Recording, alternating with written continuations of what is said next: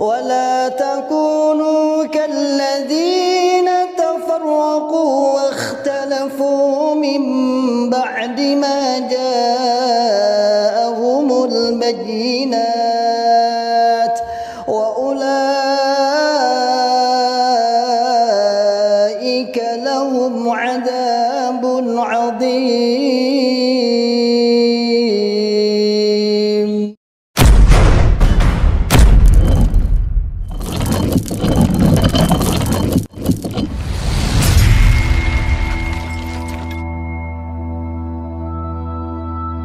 Bismillahirrahmanirrahim. Assalamualaikum warahmatullahi wabarakatuh.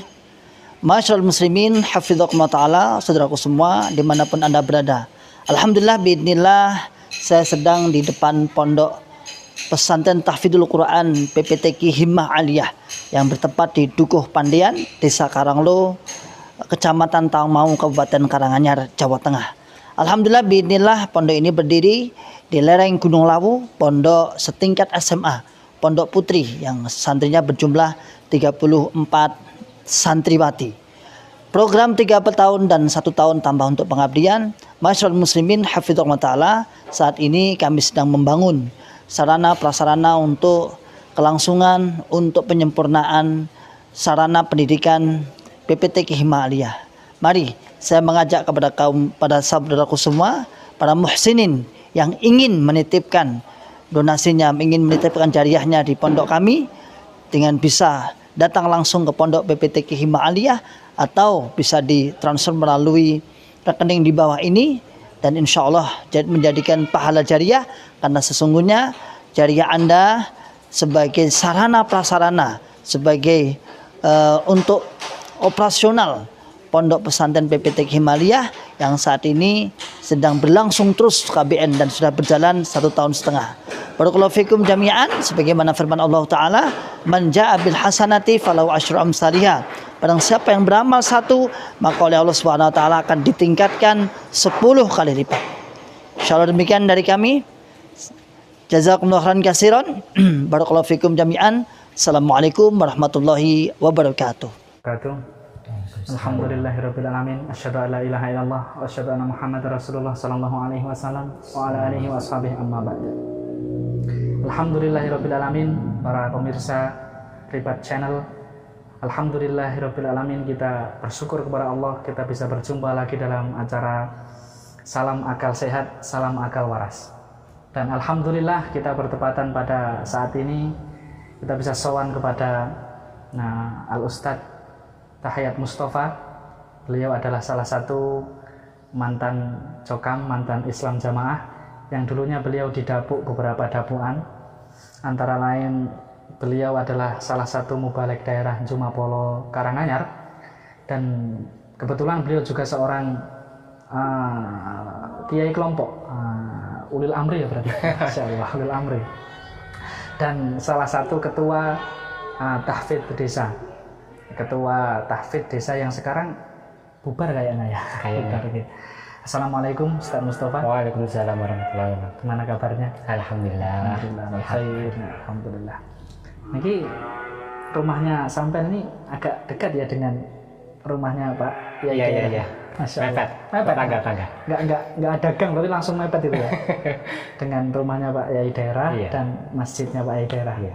Masya Allah, luar biasa berarti. Alhamdulillah kuat ya Mas. Alhamdulillah. Pertolongan Allah. Ya. Ini Ustadz Mustafa, alhamdulillah kita bisa sowan di sini, ya ingin istilahnya kita ngudoroso cara wong Jawa itu apa ya? Sedikit berbincang tentang perjalanan Ustadz Mustafa mulai masuk di Cokam Islam Jamaah, kemudian proses keluarnya, dan setelah keluar itu bagaimana perasaannya, dan kemudian pesan-pesan untuk teman-teman yang masih di dalam Islam Jamaah maupun teman-teman yang sudah di luar Islam Jamaah ini bagaimana? Ya, insya Allah. Ya, ini pertama kali jenengan bisa masuk ke Islam Jamaah ini gimana ceritanya? Pasca lahir atau mungkin ada prosesnya dulu, mungkin sudah sebelumnya belum Islam Jamaah kemudian masuk Islam Jamaah? Assalamualaikum warahmatullahi wabarakatuh. Waalaikumsalam warahmatullahi wabarakatuh. Perkenalan dulu nih. Monggo, tafadhol. Nama Pahit Mustafa, asalnya dari Banjarnegara, Banyumas ya. Yang apa Krikaya? Apa? Ya alhamdulillah bisa sampai di sini. Itu dulu pernah kalau di Jokam jadi MT. Ya, jadi MT. Sebelumnya saya akan menceritakan perjalanan saya masuk ke Jokam. Sebenarnya saya tidak dari kecil karena lingkungan saya Nahdiyin Badungnya. Mbah saya juga Nahdiyin. Tapi suatu saat yang menjadi saya masuk ke Islam Jamaah Jokam, saya senang metodenya. Dia memakai kitab langsung. Ngaji langsung kitab gitu ya? Ngaji langsung kitab, kan senang. Karena dari kecil memang saya dekat masjid, sudah senang di masjid. Nah, terus di situ kakak saya pulang dari perantauan, dia sudah masuk ikut Islam Jamaah. Sebenarnya proses, kalau bahasa mereka itu amar ma'ruf. Amar ma'ruf, pada saya sudah Islam. Di amar ma'ruf suruh masuk ke Jokam. Islam di amar ma'ruf biar masuk Jokam. Islamnya gensah. Iya, Islamnya gensah. Mungkin begitu. Ya setelah 1 tahun kemudian kakak saya pulang dari merantau lagi. Saya diajak ke suatu daerah yang kompleks di Pekalongan. Saya belum Jokam, belum jamaah. Tujuannya mungkin kakak saya memperlihatkan kekompakan di dalam Jokam. Ternyata memang itu membuat salut. Istilahnya iya. brainwash-nya itu. Di otaknya didelokke, diperlihatkan kekompakan Jokam. Iya, di salah satu wilayah di Pekalongan, di Wiradesa sana. Terus di situ ternyata kakak saya bisa ngobrol ngalung itu dengan orang sana. Setelah pulang saya tanya, Mas, apa jenengan itu sebelumnya kenal itu? Enggak. Memang di Jokam ya begini. Di Jokam ya begini. Saya belum kenal. Itulah bukti bahwa Jokam Islam Jamaah itu adalah benar. Nyedulur. Iya, nyedulur sama golongannya. Tidak seperti yang lain-lain. Kalau bahasa mereka home itu tidak nyedulur. Gitu. Nah, setelah itu karena saya sudah di hati saya sudah ada benih-benih senang ngaji gitu lah ya. Dan di situ juga ada kekompakan. Di situ melihat saya diajak kakak saya ke suatu daerah di Pekalongan sana. Terus timbul akhirnya saya diajak mencari pengajian. Kalau bahasa mereka mencari tempat sambung. Biar nggak putus sambung. Iya, biar sambung sebagaimana listrik gitu. Boleh pelangkat 354 meter gitu. Iya. Kalau dulu tidak ada di sana karena sekarang minoritas. Minoritas. Jadi tidak, jadi tempatnya di dalam itu. Agak jauh berarti. Iya. Dari cari jalan raya agak masuk. Di sekitar 4 km berarti. Jauh berarti. Iya. Jadi sekitar dari rumah saya ya 3,5 kilo atau 4 kilo. Diajak berjalan dulu, udah pakai karena dulu udah pakai, belum ada sepeda motor, banyak yang tidak punya sepeda motor. Akhirnya jalan ke sana, dipertemukan dengan salah satu pengurus sana. Terus di situ diajak malamnya lagi acara sambung. Nah, di situ langsung baca bawa Quran, bawa kitab. Nah, tambah mantep. Tambah tertarik, tambah tertarik. Ya, kemudian gini Ustaz.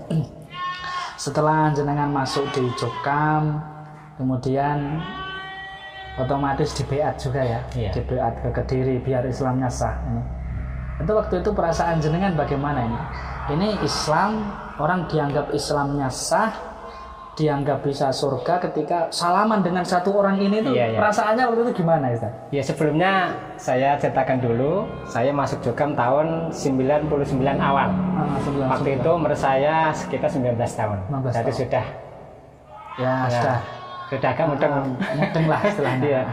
Nah setelah itu di tempat saya diadakan pengajian Jokam. Baru 3 kali, akhirnya masyarakat kampus itu tidak setuju.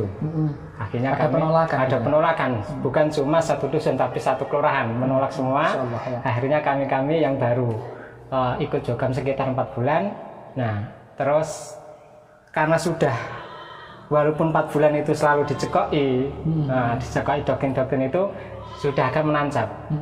Karena sebelum itu kami waktu masuk Jokam terus tembiku walaupun belum PA tapi sudah kalau tidak jamaah itu berarti Islamnya tidak sah. Kalau tidak ngaji di sini berarti Islamnya tidak sah. Masya Allah.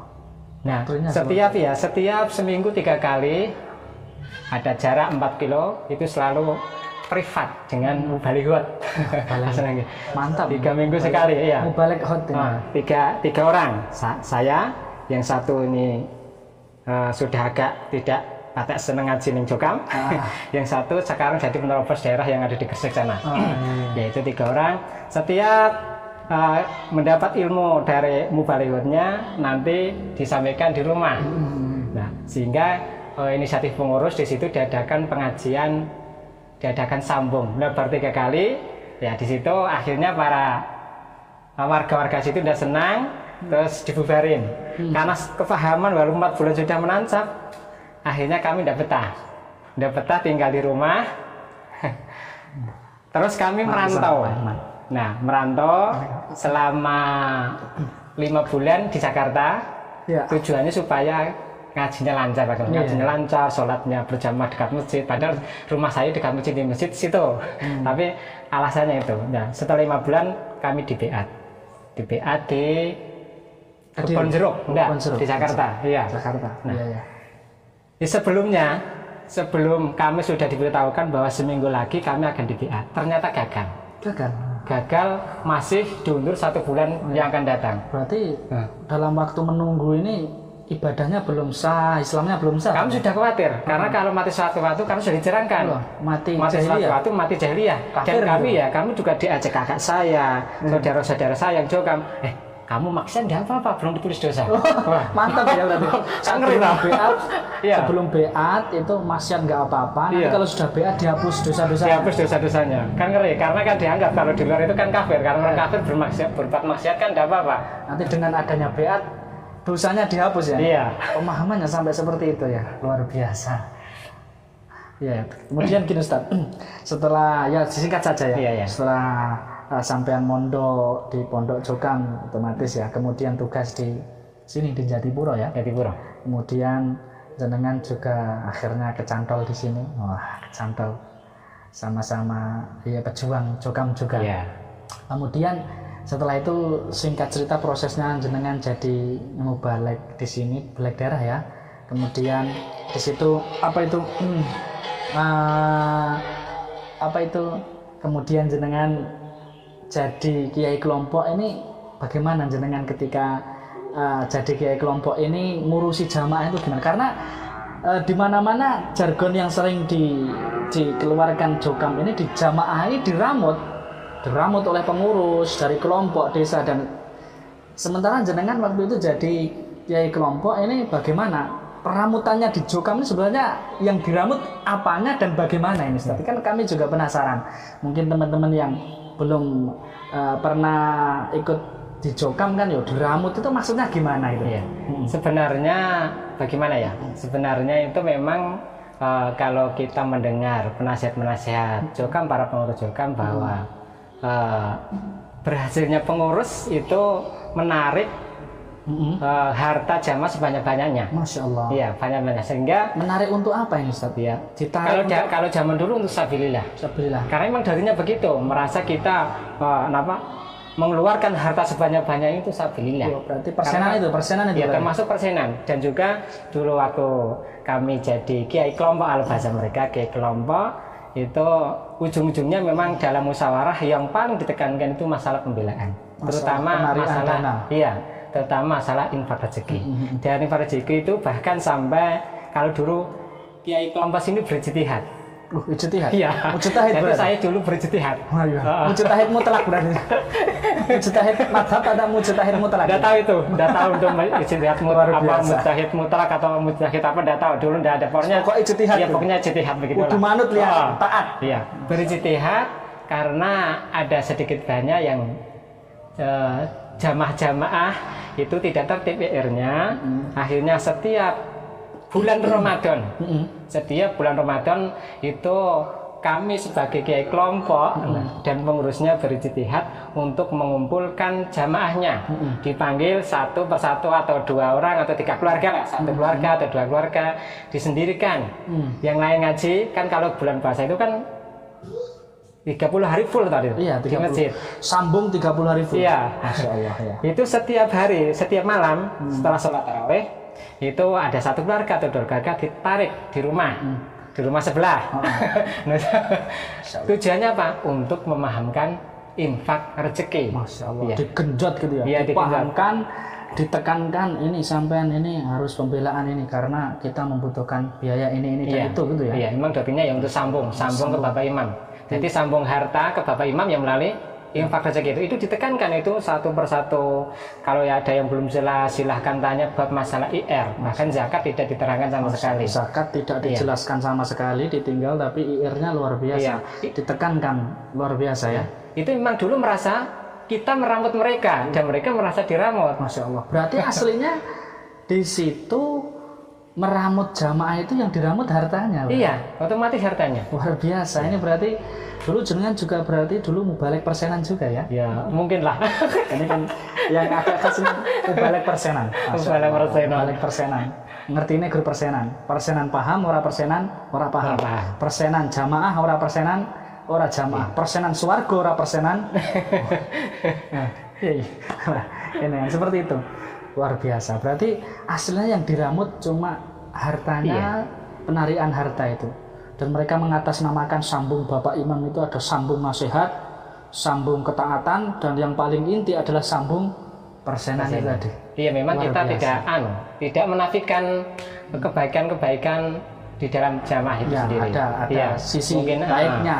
Ada pertama kalau bahasa mereka dulu pengsah baru. Itu kan dirambut mulai toharoh, masalah sholat, itu memang tidak menafikan. Tapi ujung-ujungnya nanti kan kalau sudah mau beat sama Bapak Imam, ujung-ujungnya persenan. Iya. Jadi istilahnya sistemnya luar biasa di dalam perekrutan dan pemahaman di dalam organisasi tersebut. Tapi kontennya yang rusak, isinya yang racun. Nah ini seperti itu. Kemudian gini Ustaz. Nah kemudian dulu kan sering ketika awal-awal kegoncangan di dalam jamaah banyak yang mulai mau hijrah ini kan mereka sering membuat jargon paham jamaah. Sebenarnya dari bapak-bapak pengurus terutama dulu jenengan yang masih ada di Jokam jadi pengurus kelompok ini, paham jamaah ini maksudnya seperti apa? Apakah paham jamaah itu kemudian yang banyak ngerti ilmu, banyak ngaji kitab-kitab lainnya, kemudian hafal Quran, apakah bagaimana yang dimaksud paham jamaah ini sebenarnya? Ya kalau paham jamaah memang ya jamaah surga dan jamaah neraka maksud mereka dia mengikuti akhir-akhirnya ke pengurus atau imamnya. Bahkan kalau mengucapkan atau dia berdalil dengan wa ma ya'dim sa'irullah fa inna min taqwal qulub, itu ujung-ujungnya dia terakhir ke pengurusnya. Dan termasuk syairnya Allah itu adalah tanda misalnya adalah pengurus. Yang lainnya dinafikan, nggak dijelaskan, bahkan nggak dijelaskan sama sekali justru kepengurusan itu. Seperti di surat firman Allah ya ayyuhalladzina amanu ati Allah wa ati Rasul wa ulil amri minkum. Ati Allah wa ati Rasul itu tidak diterangkan. Tapi wa ulil amri minkum itu diterangkan masuknya ke Bapak Imam. Ayat selanjutnya tidak dijelaskan. Fa in tanazatum fi syai'in tidak diterangkan. Itu Allah wa Rasul tidak diterangkan. Makanya dalil andalannya kan ya ayyuhalladzina amanu ati Allah wa ati Rasul wa ulil amri minkum. Jadi intinya ya manut bukan taat. Berarti intinya kalau bisa kita simpulkan bahwasanya paham jamaah ini sih penting manut Bapak Imam, manut pengurus ya. Iya, manut Bapak Imam. Walaupun pandai hafal Quran, menghafal Quran, ngaji banyak kitab, tapi kalau tidak manut berarti tidak paham jamaah. Tidak paham jamaah. Masya Allah. Tidak berarti paham jamaah itu sebenarnya seperti itu para saudara. Jadi paham jamaah itu tolok ukurnya, kita pakai bahasa mereka ya, pinjam bahasa mereka. Tolok ukur paham jamaah adalah manut Bapak Imam. Walaupun itu ada dalilnya atau tidak, bahkan bertentangan dalil ataupun tidak. Mungkin sedikit bisa diceritakan Ustaz. Dulu katanya dengar-dengar ada ketika Bapak Yai daerah itu tangganya ya, kulone pas, Masya Allah. Ini pernah nasihat di forum daerah, katanya walaupun syirik apa-apa kalau Bapak Imam sudah memerintah, gimana itu ceritanya Ustaz? Itu pas gimana? Saya dengar-dengar itu ya, emang itu pas kalau tidak salah pas pengajian sambung pengurus apa tak gitu ya? Lupa sudah lama. Iya, memang begitu. Memang ya kita harus kalau bahasa mereka harus budi luhur, walaupun itu menentang mungkin tidak sesuai dengan syariat sehingga di situ dari mubalek daerah insya Allah setelah mendengar nasihat Iya, kalau bukan saya nasihat. Kalau Jabul nasihat ya. Nasihat kita pinjam bahasa mereka. Bahasa mereka. Setelah mendengar nasihat itu. Setelah mendengar nasihat itu bukan kamu nunggu lama, tapi kita langsung jadi satu itu. Jadi satu. Ya setelah itu ada perwakilan sowan untuk memberikan nasihat. Mengingatkan mereka. Emang pertama ya dia bisa pas waktu dari utusan kami bisa Mubalik daerah, dia bisa menerima. Tapi setelah 1 hari 2 hari ya mereka ya beliaunya kembali lagi. Masya Allah. Jadi waktu itu ada pengajian sambung pengurus, imamnya menasihatkan walaupun itu musyrik, walaupun itu bertentangan dalil, kalau Bapak Imam sudah memerintahkan harus taat, wajib ditaati. Terus kemudian diingatkan oleh salah satu utusan Mubalik daerah, waktu itu bisa menerima, tapi lambat laun malah justru ndodro gitu ya. Tidak lambat tahun, berapa hari langsung ndodro. Masya Allah. Berarti sekarang gini Ustaz, sebenarnya kalau kita bisa menyimpulkan dan bisa dilihat bahwasanya pengurus itu sampai berkata seperti itu, yang sekelas imam daerah itu, imam daerah, ulil amri daerah, ngupil amri apa ulil amri? Ulil amri daerah mengatakan sampai seperti itu sebenarnya pengurus ini sebenarnya ukurannya apa? Artinya harusnya kan bayangan kita itu yang ngurusi jamaah, ngurusi orang-orang jamaahnya kan orang-orang berilmu, pandangan kita kan seperti itu. Nah sekarang ada orang yang sampai berkata seperti itu kan menunjukkan apa itu? Ilmunya ada apa enggak, atau bagaimana sebenarnya tolok ukur jadi pengurus itu apa di dalam Jokam ini? Sebenarnya jawab singkat saja, tolak ukur pengurus ya yang manut kepada pengurus yang di atasnya, yang loyal dengan pengurus yang di atas itu adalah tolak ukur pengurus. Walaupun pengurus itu berbicara sesuai dengan dalil, maka dia tidak dipergunakan. Contohnya dulu saya berpengalaman ada ya Mubalik, 4 Mubalik itu karena dia tergabung di Satria Baja Hitam. Taskom. Iya. Karena saya sama-sama baliknya loh. Saya nasihati begini-begini udah boleh. Alasannya dia menunggu jalan. Nah kalau jalan tunggu sebenarnya seharusnya setiap hari. Nah, tapi mereka tidak menerima. Ini sudah jadi alasan saya untuk menghadap Allah, sudah menasihati kalian. Jadi setelah itu intinya apa? Istilahnya dikatakan pengurus itu kalau loyal dengan atasannya itu dikatakan paham, nanti akan diangkat jadi pengurus. Walaupun berilmu, ngerti dalil katakan ya, di dalam Jokam ngerti dalil Mubalik, tapi kalau kok bertentangan atau berseberangan dengan pengurus di atasnya, maka dikatakan tidak paham, tidak ridho dengan ijtihad imam gitu ya. Iya. Jadi tolak ukur pengurus, tolak ukur kepahaman jamaah adalah loyal dengan pimpinan di atasnya, bukan berdasarkan ilmu. Masya Allah, padahal itu katanya ngeramut jamaah yang katanya satu daerah itu ribuan, bahkan puluhan ribu. Di situ nggak ada ilmunya, artinya kan seperti itu. Kalau kita mau jujur seperti itu ya, nggak ada ilmunya, yang penting loyal dengan atasannya, meramut jadi pengarep, jadi orang yang di depan, meramut jamaah. Masya Allah, mau dibawa kemana hubungan kita? Mau dibawa kemana hubungan kita? Pokok ngerti persenan, manut karo dhuwur ya ini. Ya itu, yang pol itu. Loh, berarti kan aslinya mereka itu sekarang ada istilah juga pengurus persenan juga berarti ya. Bukan cuma Mubalik persenan, tapi pengurus persenan. Kemudian singkat saja Ustaz. Kita persingkat. Kemudian setelah jenengan hijrah untuk keluar dari Jokam ini, prosesnya bagaimana? Setelah hijrah mendapatkan perlakuan apa dari mereka? Yang notabene jenengan itu masih tetangganya Bapak Ulil Amri tadi. Ya mungkin proses hijrahnya ya dibilang lama ya tidak lama, dibilang tidak lama ya agak lama. Sebenarnya dulu waktu saya masih di dalam Jokam, karena kan setelah saya 5 ya sekitar 7 bulan jadi ruqyah biasa terus mondok, selama 20 tahun saya menjadi pendoktrin, mulai dari tugas jadi MT ya dari Jombang, Samarinda sampai ke sini. Nah itu sebenarnya dulu saya suka melihat artikel-artikel ya terutama Bapak Bambang Irawan. Walaupun masih Jokam tapi masih menentang, melihat YouTube-nya itu masih walaupun ya kerap tentunya dengan delik-delik sering melihat, tapi dengan delik-delik maksudnya kalau ketahuan nanti juga masalah ini. Sering melihat tapi menentang, wah ini benar-benar pengkhianat dulu, benar-benar ini pengkhianat Jokam, Imam. Ya setelah ya kesini, nah kesini mendekati hijrah kami total, memang ada bimbingan teman saya yang satu mubalik daerah, ya, juga dari para masyayikh, ya terutama memang dari teman saya yang satu mubalik daerah, bisa saya katakan ya. Rahasia. Nonin. Dan juga memang yang pertama kali tentang bukan masalah keimaman, karena waktu kami dinonaktifkan bulan Mei tanggal 28. Iya. Tanggal 28 tahun 2018, masih ingat itu.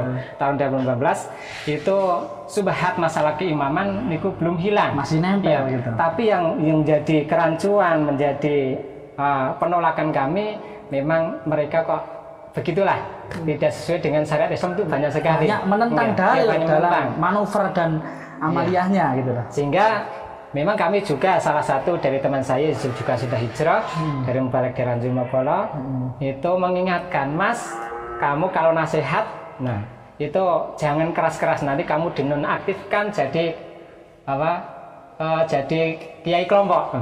Itu Mubalik Ustadz Tarno mengatakan gitu. Aku tidak apa-apa, karena saya sering menggambarkan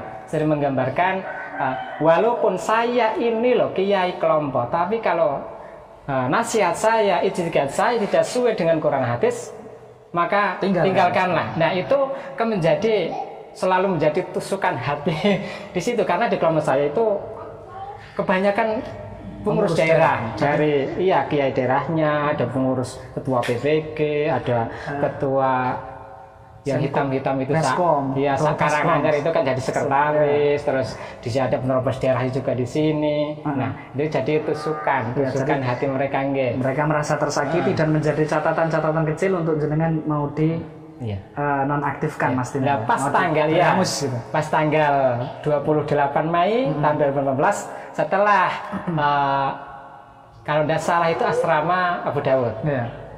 Habis asar, sebelum asar 2:30, saya diomongi sama, ya kalau dulu belum musimnya tim bersih-bersih, tapi namanya TPBL, tim penanggulangan bola liar, kayak Sunggokong. Tim penanganan bola liar. Tim penanggulangan bola liar. Jadi kita yang sudah dimurtadkan itu dulu bola liar, jaga mereka. Liar. Iya. Karena nggak manut sama imam. Nanti habis asar sama Pak Sudiman ditunggu di aula desa. Aula desa Jatipuro. Nah, teman saya, ya Ustaz Sutarno itu, detik-detik ini. Saya masih ingat itu. Setelah itu ternyata ya perkiraan Mas Tarno benar, kami dinonaktifkan tanpa syarat. Memang itu pas waktu kami di sidang itu bulat. Dari tim penanggulangan bola liar itu bulat. Tak kira tim penanggulangan bencana alam. Ya, intinya penanggulangan bola liar. Intinya ditanya bagaimana menurutmu tentang mubalik pagumu yang dinonaktifkan. Nah kalau menurut saya itu tidak kehidupannya tidak sehari-hari dengan mereka. Kami cuma ketemu pas halakoh, bertemu pas ngaji Jumat. Itu tidak tahu kalau menyampaikan ya benar sesuai dengan Quran hadis. Yang saya tanya, bagaimana tabiat mereka? Kalau tabiat saya jangan tanya saya, tanya sama orang pusat. Saya begitu loh. Bukan urusan saya. Bukan saya tidak tahu. Saya tidak tahu. Akhirnya kami ditanya kesalahan saya apa? Karena aku sebagai manusia biasa loh, saya sebagai manusia biasa kadang tidak tahu kesalahan saya ini apa. Makanya disebutkan kesalahan saya apa. Terus kalau ada yang melaporkan, siapa yang melaporkan? Nah, jawabannya kamu zamannya Pak Wiman toh? Saya bilang kalau dulu masih sumpah toh. Iya, saya zamannya Pak Wiman, tapi bukan jamahmu. Saya bilang katanya tuh. Nah, terus lama-lama ada 1 jam, hampir 2 jam. Setelah itu ada salah satu dari tim penanggulangan bola liar itu mengatakan, oh berarti ini Mas Tovan tidak mau tobat. Jangan dulu tidak mau tobat, karena saya sudah mundurkan diri. Saya tidak mau, kalau saya mundurkan diri dari kiai kelompok berarti saya mengakui saya salah. Ya, jadi saya tidak mau dipaksa untuk mengundurkan diri dan dipaksa untuk salah. Iya. Kalau ibaratnya ini kan bukan tersangka, dipaksa jadi tersangka dan dijebloskan ke penjara. Iya, mungkin begitu. Jadi dipaksa jadi tersangka, digebuki kon ngaku nek dadi tersangka berbuat kejahatan, kemudian suruh mengundurkan diri. Wah, bilang begitu Enggak, aku Kritiknya enggak mau luar begitu biasa ya. juga ya. Saya enggak mau begitu. Akhirnya terus diam yang satu, yang sepuh bilang, ya segini saja. Tadi Mas Tova sudah menerangkan dalil-dalil ini, tapi kita itu satu. Kita itu jamaahnya Bapak Imam, ikut Bapak Imam. Nah, terus aku kan agak agensinya agak kan merasa saya jamaahnya Bapak Imam dulu. Jamaah Bapak Imam ya. Ya, merasa jamaahnya Bapak Imam. Akhirnya begitu terus sudah. Setelah itu saya, ya kalau begitu kami minta waktu.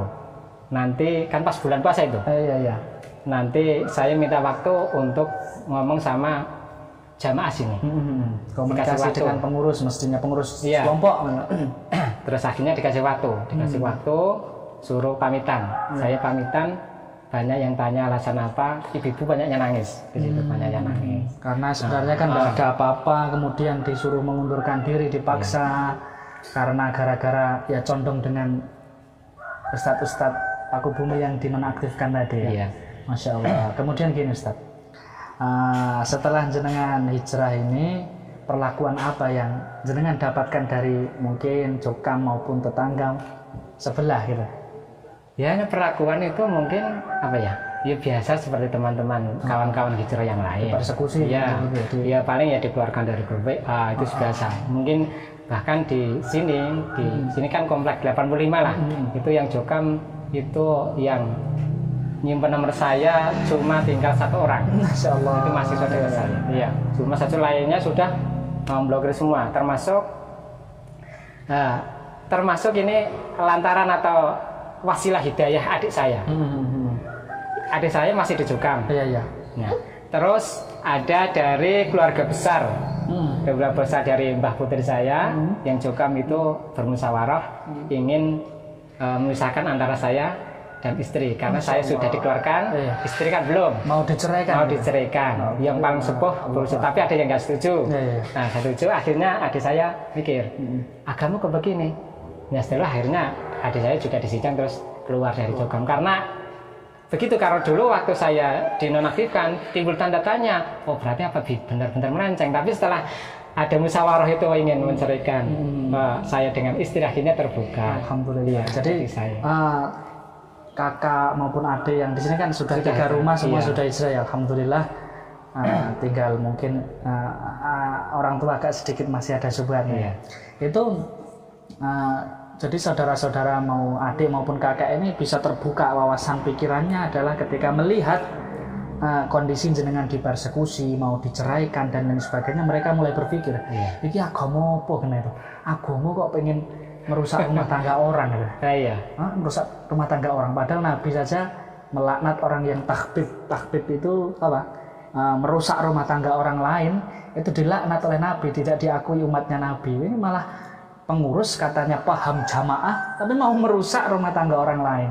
Akhirnya kakak dan adik pun mulai berpikir dan ikut toto katanya siap-siap untuk keluar dari Jokam juga akhirnya. Masya Allah. Jadi dapat persekusi, mau diceraikan. Masya Allah, ini ya kan kalau akal sehat, akal waras itu pastinya memikir ini agama apa kayak ngene iki. Ini kok dinonaktifkan kemudian mau diceraikan, ini agama apa kan, akhirnya begitu ya. Dan alhamdulillah sudah keluar. Dan gini Ustaz, katanya ini banyak teman-teman itu yang sebagian masih mengeluhkan ada istrinya yang belum sepemahaman, belum terbuka wawasannya. Ini mungkin bisa diceritakan pengalaman jenengan ketika menyadarkan istri. Katanya ini kabarnya istri ya ketika mau diajak hijrah katanya agak alot gitu. Katanya sampai berminggu-minggu agak terjadi perang dingin dengan istri ini. Ini mungkin bisa diceritakan bagaimana pengalaman antum menyadarkan istri, memberi wawasan kepada istri, membuka pikirannya istri sehingga bisa mau hijrah dari kesesatan Islam jamaah ini. Ya alhamdulillah, memang sekarang istri sudah hijrah. Memang pertama yang perlu diberikan masukan adalah istri, karena istri itu sebagai seorang itu belahan jiwa. Pendamping hidup, belahan jiwa. Kalau ini bisa terjadi beda, ini kan nanti pengurus tambah nge-strong untuk menceraikan. Tapi memang dari awal memang istri tidak mempunyai pikiran nanti harus pisah tidak. Tapi memang ya ada sedikit alot, tapi sedikit demi sedikit ya.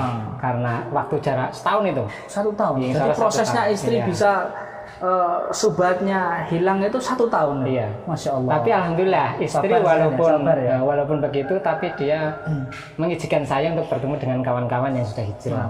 Itu adalah satu poin yang saya. Satu poin yang istri baik. Untuk jenengan artinya jenengan masih bisa berhubungan dengan kawan hijrah untuk saling memperkuat batin dan kondisinya ya berarti ya.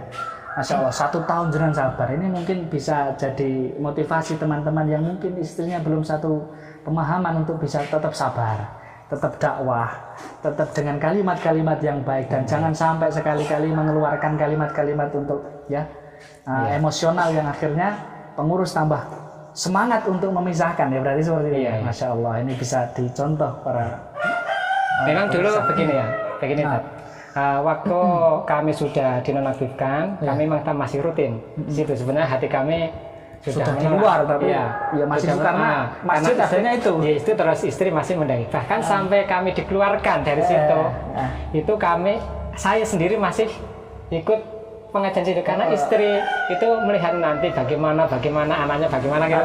Saya setelah dikeluarkan masih situ. Akhirnya saya didatengin sama kiai kelompoknya. Kiai kelompoknya suruh tidak boleh ikut kajian, padahal sudah dikeluarkan dari situ. Ya, karena saya masih sama istri. Ini sedikit Ustaz, ini waktunya juga sudah mau kita terbatas ya. Katanya dulu ceritanya pernah nulungi Pak Yai daerah jatuh, kemudian ada perlakuan gimana, coba bisa diceritakan Ustaz? Ini kan ada kabar yang kalau ini bisa dikeluarkan di Jokam, ini kan sesuatu yang memalukan. Pak Yai daerah jatuh ditolong sama mantan itu. Ini bisa diceritakan. Kalau menurut saya tidak enak itu. Tidak enak karena kami itu tangga. Tangga. Ini nggak diceritakan berarti. Nah, ini kan agak unik dan lucu gitu. Rahasia kita berdua. Kemudian pesan-pesan untuk teman-teman yang masih di dalam dan belum hijrah atau mungkin sudah memahami tentang kesesatan Jokam tapi masih bertahan di dalam, dan teman-teman yang sudah hijrah ini pesannya apa Ustaz? Kalau teman-teman yang masih di dalam dulu mungkin. Kalau pesan saya untuk teman-teman yang masih di dalam, terutama yang sudah mulai mengintip, mengintip channel-channel dan media-medianya. Ini gimana? Ya, sebenarnya hanya pikiran kita kalau kita keluar dari Jokam terus begini. Sebenarnya Jokam black terus begini terus Jokam nanti begini. Sebenarnya enggak. Setelah kita keluar dari Jokam justru kita merasa kita longgar, kita enjoy, kita bisa menemukan saudara-saudara yang lebih banyak. Masya Allah. Ya, saudara di luar Jokam banyak sekali. Sangat banyak sekali. Justru mereka lebihnya dulu lebih bisa menghargai kita daripada kalau di dalam Jokam itu menghargai kita karena kita itu pengurus. Kalau jamaah biasa sebenarnya tidak dihormati. Kalau jamaah pada muslim pada umumnya itu tidak membeda-bedakan artinya seperti itu. Kemudian untuk teman-teman yang mungkin masih belum sadar, masih nganggep jamaah ini jalan tunggal, jalan yang tujuannya janggal, ini gimana ini? Mungkin pesan-pesan yang masih kengkeng alot di dalam Jokam ini Ustaz. Kalau itu bagaimana ya? Agak susah ya. Agak susah ya. Kalau saya ya seperti pesan yang lainnya, ya berpikir kita kan di era informasi yang sangat terbuka itu, kita bisa melihat channel-channel, ya terutama ya channel Ustadz Rifat. Itu bisa terbuka pikirannya, walaupun mungkin belum berani ya di situ dulu tidak apa-apa, karena di sini juga di tetangga-tetangga kami itu banyak ada yang mengatakan kami sebenarnya kepingin keluar tapi takut. Ada yang mengatakan kami sebenarnya iya di sini banyak bunglonnya di Jatipura ini. Mungkin kalau bunglon tidak tahu ya, mungkin bunglon lah. Bunglon. Bahasa mereka kan bunglon. Artinya kan sudah pemikirannya di luar namun raganya masih di dalam bunglon.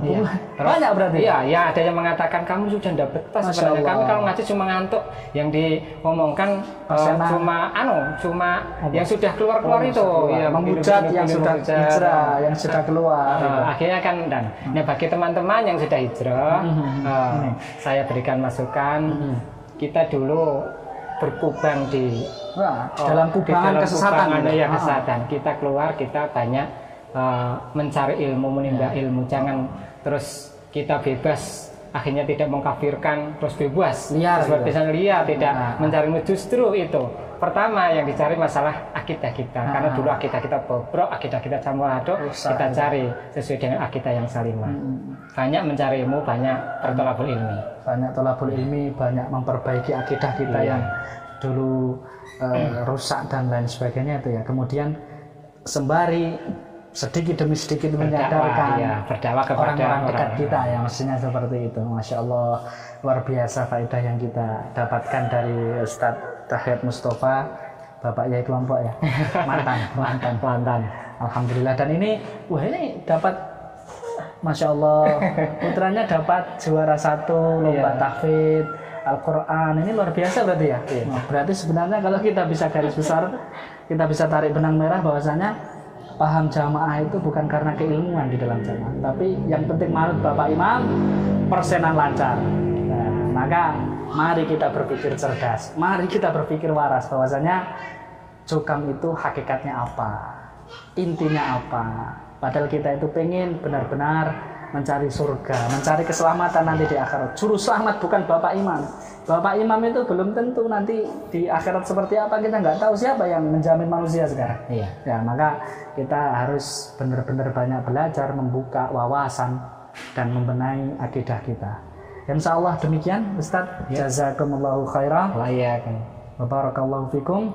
Semoga antum dan keluarga beserta keluarga besar diberikan keberkahan, kekuatan, dan bisa mendobrak bunglon-bunglon yang ada di Jatipura ini. Sehingga bisa nanti tambah gembruduk hijrah dari kesesatan Islam jamaah.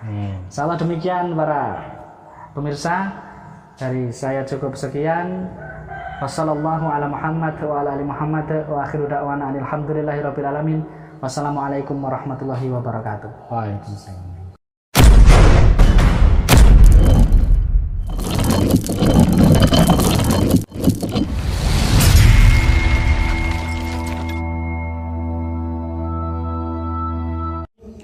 ولا تكونوا كالذين تفرقوا واختلفوا من بعد ما جاءهم البينات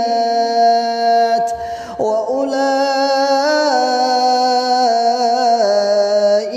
لهم عذاب عظيم.